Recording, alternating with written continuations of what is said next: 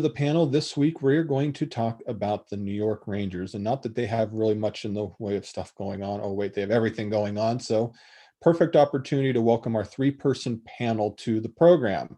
First, Brendan Azoff is joining us. Hello, Brendan. Welcome back to the panel. Hey, Mark, how you doing? Thanks for having me. I'm well. Thank you for joining us. Rachel Nonis is joining the panel this week. Hello, Rachel.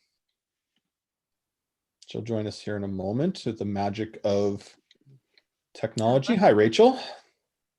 Hi, how are you? I'm doing well, thank you. And finally, Brian Abadi is joining us as well to round out the panel. Hi, Brian. Hey, thanks for having me. Thanks for joining. I mean, what an interesting week this has been in Rangers land. And Brendan, we're going to start with you on this one. Just say it, Tony DeAngelo. That's been the whole talk of the Twitter or everywhere else that you look in the hockey world. So I guess the first thing that I just want to throw at you is, did the New York Rangers handle this situation correctly? We heard about the scuffle. Then the Rangers put him on waivers. He cleared waivers. Now he's at home waiting for a trade. Did they do this right in your sight? I mean, nothing about this situation is right, but I guess the way they handled it is as good as they could have. I think that DeAngelo was on thin ice to begin with the off-ice antics from the off-season through the beginning of the season, and that GM argument that they had after he was scratched in the first game of the season to the second and third. I think that carried over, and they gave him a warning. They kept their word, which I like when a franchise is able to stick to their word. It shows that they have the integrity. So I would say they made the best decision possible in a really negative situation. Yeah, it seems to be the consensus. Rachel, do you agree with that? Definitely. I think that showing no tolerance for that kind of stuff, and definitely at the different level within management, you have the head coach who's checking in, you have the president who's checking in, and the GM. I think that is the message that nothing's going to the management. It's not just at one level, and they were checking in periodically, so it wasn't just like a one-time situation. But I think that for them to definitively say that he's done, I think that sends the right message, and they definitely needed to do that. Brian, anything to add to this? No, I mean, I agree. I think it was time to cut ties. They had to do it. I'm glad they warned him, and I'm glad they kept their word. I think the bigger mistake was signing him to the 2-year contract in hindsight, but I guess that's a lot easier to say now than at the time. Absolutely. So now the key for the Rangers is going to be having to move forward with this. And Rachel, there's now a pretty, if we're looking at this from a hockey standpoint, there were 50-point defensemen out there, that there's a hole that has to be filled. So just from what you've seen or what you know of the Rangers, how do you foresee them moving on from that situation? In other words, what's the defense going to look like on the ice? So I think it kind of is an interesting story because he is more of an offensive defenseman. And as we've seen with the Rangers so far, they've struggled to offensively get going so far. But I think at some point you have to have those guys start with their offense. So I think that they can make up for his departure in other ways. But you have guys like Trouba that you're still waiting to get going. Mm-hmm. I do think that he has time to get to where he was when he was with the Jets. I think that he has time, but in a circumstance with a shortened season like this, I think the pressure is really on him. It's good to see that Hayek's going to get another shot this week. So I'm not too concerned with the rest of the defense. I think in some ways they've been a little more promising than the offense. Mm-hmm.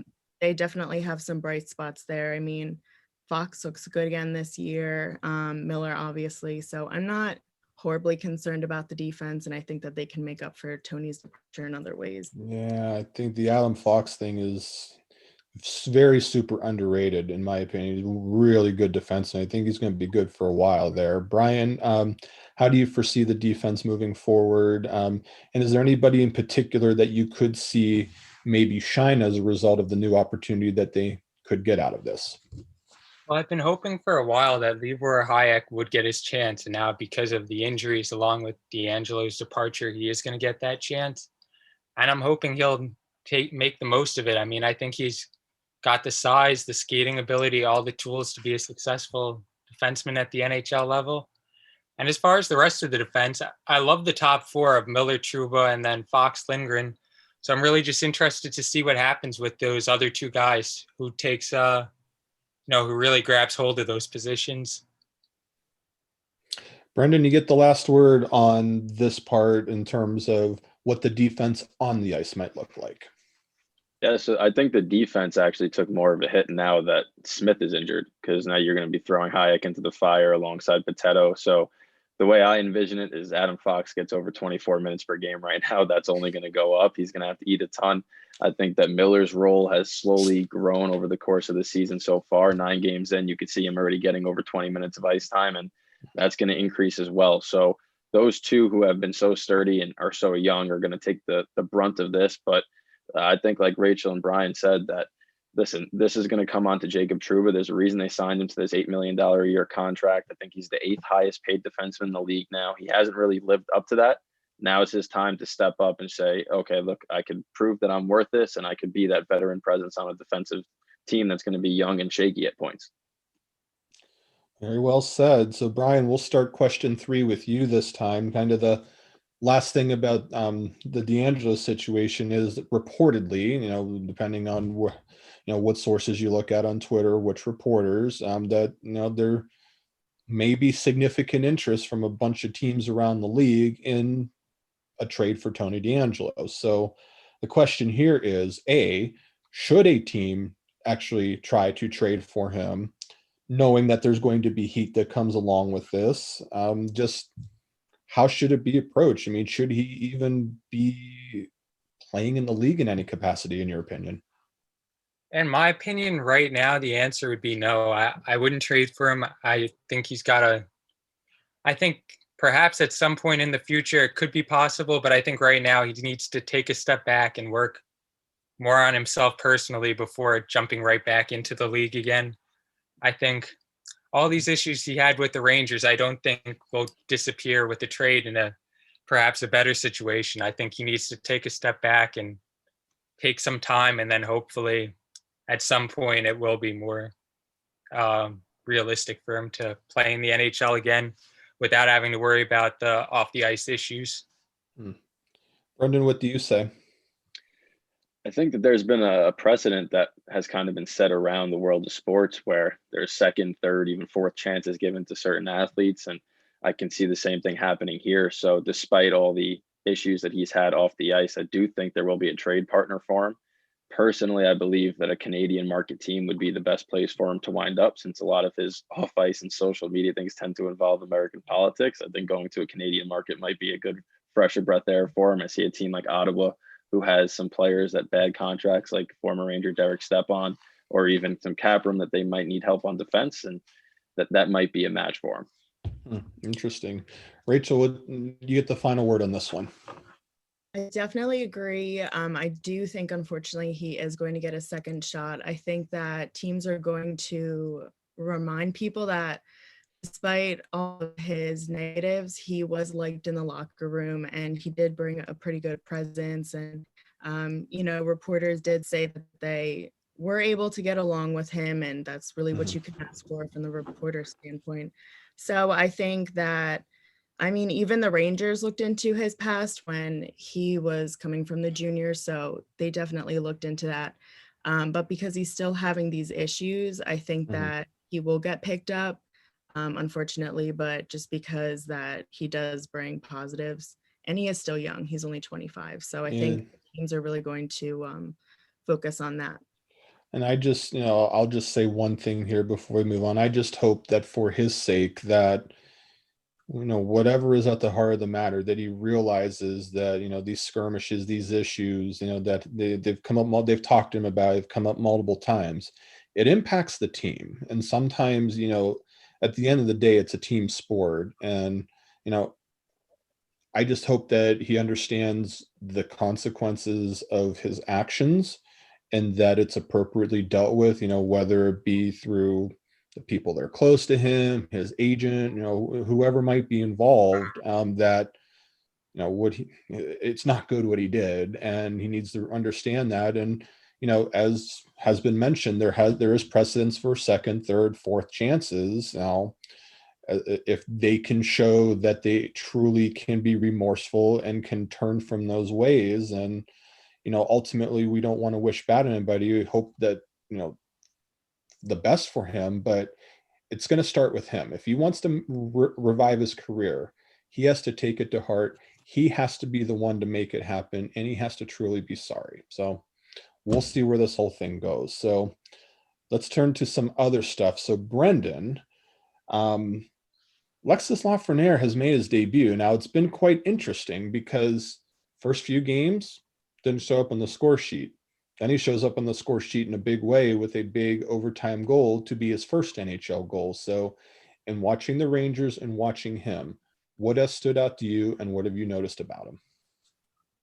So I've noticed that he's a little tentative at first, and I feel like it's similar to what Capo Caco was like last season, where they dominated, and then they kind of come into the NHL and think it's going to be this big animal, and it is, but they have to play with that confidence they played with when they were 20 years old, playing U20 or playing juniors. They can't change their game because now all of a sudden you're in the NHL.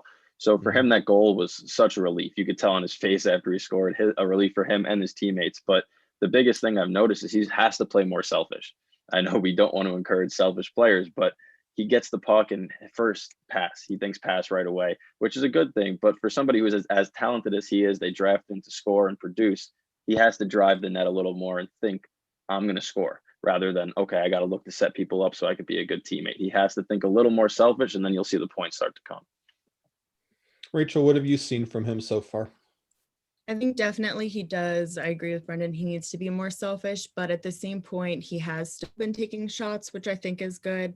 I think last game maybe he had like 4 or 5 shots on net, but you could definitely see that he's getting better each night. It's kind of hard to throw someone who goes in first overall into the situation that the Rangers are in, and especially when this guy's being compared to Sidney Crosby. And I mean, there's so many parallels there, but I think just with that expectation, there's a lot on his shoulders, and it's hard to remember that he's still a kid, he's still young, but I'm not concerned at all. I think maybe something good will come with shuffling the lines, and like Brendan said, if he's just more selfish and can focus on that, I think that things could really turn around for him, but I'm not concerned at all. Okay.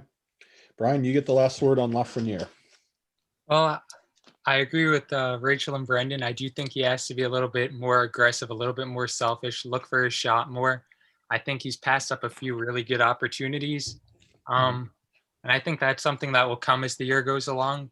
But I've been impressed with his all-around game. He's as a young guy, I've been really impressed with him defensively, his maturity. He gets back. I think he plays hard, and I think that bodes really well for him. So he got the first goal. He did it in great fashion, and hopefully many more to come.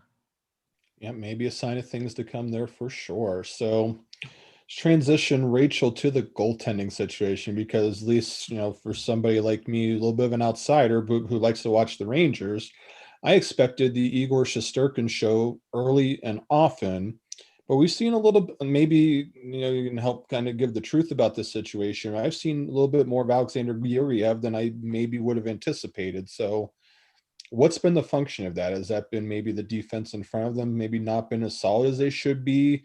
Has Shesterkin struggled? Has Georgiev maybe earned a little bit more of a role? Just reset this whole situation for us. So I think it's definitely obviously a shift when you have Lundqvist gone now, and closing out last season, you had Shesterkin playing pretty much every game. You kind of need to bring Georgiev back into that. And obviously you can't be riding one goaltender, and especially when they're so new to this here, you do need to test them out. You can't let one get too rusty too long. I do think that the constant rotation is helping anybody. Rachel, can you still hear us? Well, we will jump back to her if she comes back in here. But Brian, just continue on here about the goaltending situation, and what do you think of it right now? I don't love the back and forth one game for each guy that David Quinn has been rolling with lately. I think Shesterkin, I like both of them, but I think Shesterkin definitely has the higher potential. And he had a nice start last game, so I'd love to see David Quinn roll with him a little bit and see if he can get some momentum going, because it just seems like neither guy has really gotten into a rhythm yet. So I'd love to see them get a few starts in a row for Shesterkin and see if he can start to heat up like he did last season. And Brandon, you get the last word on the goaltending situation. Yeah, I think that Quinn has been very committed to splitting them, and to me, that's the wrong move. Shesterkin's the future. You got to start playing him. They both struggled early on, but he's 2-0 now in his last 2 starts, a .941 save percentage. You can see his game is slowly starting to increase and get better. So I agree with what Brian and Rachel said about that. And when I look at, how they've managed it, Georgiev is not a number one guy. He's a very young goalie. He's very talented. He's got a career 3 goals against average. He's a very solid backup, but the fact that they're treating it like a 1A, 1B to me is a mistake. And I think that now you have to ride Shesterkin, because we have seen last season what he's capable of doing if he gets hot. And like these other Russian goaltenders, when they play more, they get better. We saw Vasilevsky, he loves to eat those games up. So I think you have to treat him in a similar fashion and start to let him get into a groove. Okay, before we get to the next question here, about 10 minutes to 9, Hockey Writers Live. This is the New York Rangers panel. Rachel, can you hear us right now? Are you back on? Yeah. We can hear you, I believe, a little bit. Okay, did you want to, were you able to finish the thought on the goaltending before it cut out? Sure. So I think that we've seen a shaky start with Shesterkin, not just each game, but I think in general he's been pretty shaky. But I think because they were riding him last season, that's what we expected. And I think that for them to kind of stray from that pattern this season definitely didn't help him to stabilize this season. But I definitely would rather Shesterkin kind of take more of the game starts, but I think you can definitely trust Georgiev in bigger game situations, especially when we are seeing Boston a lot more and the Islanders. I think that he really comes up big in those games. Very excellent point on all fronts there. So let's jump to Keandre Miller, Brendan, because he's somebody, obviously made his NHL debut recently. Somebody who's super interesting to me. He's got the size. Seems like that he's going to be something pretty good for the Rangers here. Just what has stood out to you in the early going, and maybe has even exceeded some of your earliest expectations for him? To me, it's his poise. I think that just the ability to stay calm in all facets of the game. There was a couple of instances in the last game against the Penguins that stick out to me where he got beat, right? Very evidently, he got beat wide. The guy had speed, but he knows that he's 6'5". He knows he has that long stick at frame, and he recovers nicely, still forces the guy wide, pokes the puck off his stick, and his ability to take that defense and turn it right up the ice, I think it is something you can't teach. And we're talking about a guy that used to play forward, so he has that offensive instinct. And the fact that he is, 9 games into his NHL career and he's making these types of plays and the coaching staff is trusting him this much, I think it speaks volumes to his poise. And that block shot that I know everyone remembers in that last game kind of saved the tying goal there. That's all about poise, and that confidence that the 21-year-old has is unreal right now. And Brian, go ahead and add to that. And do you feel like that he's ready for some of the bigger minutes now? I think he absolutely is. And I mean, he's exceeded even what I could have expected. He's been amazing so far. Like Brendan said, his poise has been incredible. He defends like a veteran, even though he's 21 years old. His decision-making has been great. And just from a physical standpoint, I mean, sky's the limit. He has some of the same tools that Chris Kreider has, and great size and great speed to go with it. So it's a really exciting time to, as a Rangers fan, to see him alongside Fox and Lindgren, along with some of the other young defenseman prospects in the system. Rachel, you get the last word on Keandre Miller. So he definitely has a hard shot, as we've seen. I think he's definitely a great skater, and he's definitely a big to play against, but he's not overtly physical. And then I think off the ice, he's shown a ton of leadership qualities, previous to even being a Ranger. And I just think that he's proven so much in such a short time, and he can only go up from here. Very good. 2 more questions for the panel tonight. Brian, we'll start with you on this one, and want to get to the truth here, because reading Rangers Twitter can sometimes be a very interesting experience. but reading some of what has been written as well, I feel like that there's a little bit of a divide perhaps. So let's see if we can drill down to this. So kind of a two-part question. One, is Coach David Quinn on any kind of a hot seat in your opinion? And then to add to that, it seems like that some people, like him and some other people don't like him. So what is the truth in that matter, in your opinion? Well, I think he should be on a bit of the hot seat because, quite frankly, you want to see improvement.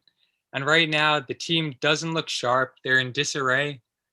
And I think one of the bigger issues I see with him is he's having a tough time developing the team's young forwards, whether it's Lias Anderson. Keedle did appear to be taking the next step, and unfortunately, he suffers an injury now. But he sent guys mixed messages, which I don't really understand. Last year, he gave Capo Caco, excuse me, pretty significant playing time, even when he was struggling. This year, he came out and looked so much better, and he's playing 9 minutes a game. So I think that's where a lot of the frustration lies, along with possibly the goaltending situation this season as well. I think a lot of people want to see Shesterkin in there night in and night out and get that opportunity, instead of seeing the 1-1 and not really seeing either goaltender get into a rhythm. Well, Rachel, what do you say about David Quinn, and where does the truth lie with, maybe his performance, his coaching? Right. So I agree. He definitely makes some questionable moves. However, I think that things can sometimes be taken out of context. Him being the coach of the Rangers, definitely he has an amplified stage. Definitely more eyes on him. But I think he's also in a very perplexing situation where he does have a lot of talent in his veterans, but they are struggling to start getting going. And I think that it's kind of hard for him, since he does come from a background of developing younger players, that maybe he doesn't really know how to approach this. It's an interesting situation. Obviously, we've seen Panarin look pretty good on paper. There's really no argument that he hasn't been as good as he was last year. Even though he's still putting up good numbers, he hasn't really reached that form that we saw last year. So I think it's a tough situation for him. I think he's really just trying to get something going, but I do think that there are some things where it's really hard to put like logic into his decisions. Side note, my fantasy team is fully feeling the effects of not having Artemi Panarin be his best. So hopefully that changes. Yeah. Brendan, you get the final word on David Quinn. So I don't know if he's on the hot seat now, but I think we'll know more towards the end of the season.